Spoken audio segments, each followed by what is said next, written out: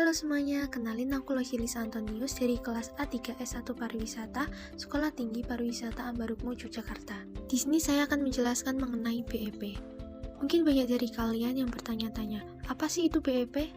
Jadi, BEP merupakan keadaan di mana suatu perusahaan tidak mengalami kerugian dan juga tidak mengalami keuntungan. Dan keuntungan dan kerugian itu memiliki hasil sama dengan 0. Selanjutnya yaitu mengenai analisa BEP. Analisa BEP adalah suatu cara untuk mengetahui volume penjualan minimum agar suatu usaha tidak menderita kerugian tetapi juga tidak mendapatkan laba.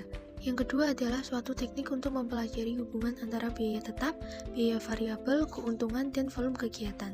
Yang ketiga yaitu pada titik impas besarnya laba sama dengan 0. Oleh karenanya, titik impas dapat dihitung dengan menemukan titik di mana penjualan sama dengan biaya variabel ditambah biaya tetap. Selanjutnya saya akan menjelaskan mengenai kegunaan BEP.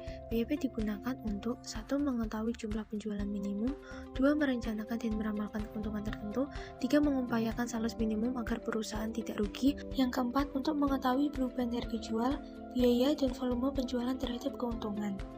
Selanjutnya cara menentukan break-even point.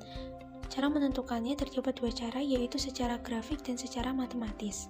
Jika secara grafik, sumbu X adalah besarnya volume produksi dan sumbu Y adalah besarnya biaya dan penghasilan penjualan.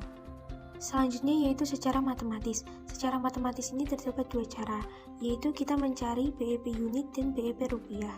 Jika BEP unit, rumusnya FC per P min VC.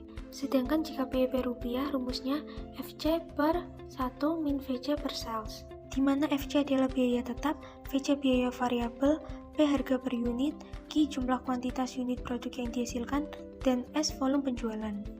Berikut contoh soalnya. Allshape Beauty Grace memproduksi baju 240 unit dengan budget sebagai berikut. Sales, fixed cost, variable cost, sekian.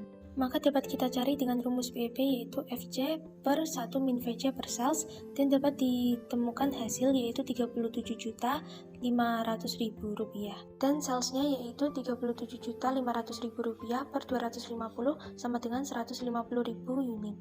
Yang terakhir yaitu investasi dalam aktiva tetap. Terdapat 5 metode yaitu yang pertama payback period, yang kedua ARR atau accounting rate of return, yang ketiga NPV atau net present value, yang keempat adalah profitability index, yang kelima yaitu IRR atau internal rate of return. Karena ini pariwisata, maka saya hanya akan membahas yang pertama yaitu payback period. Kita masuk ke payback period ya. Aku mau tanya ke kalian, jika kalian ditawari dua project yaitu project A dan B seperti gambar yang ada di sini, kira-kira kalian akan memilih yang mana? Kalau saya sendiri akan memilih project A karena sudah tertulis di sana bahwa tahun kedua project A akan mengalami balik modal atau sudah mengalami payback period dengan angka 10.000. Sedangkan project yang B harus menunggu 3,8 tahun untuk mendapatkan payback period sebesar 10.000. Payback period itu akan semakin baik jika waktu payback period itu semakin pendek. Sekian dari saya, semoga bermanfaat dan terima kasih. Dah.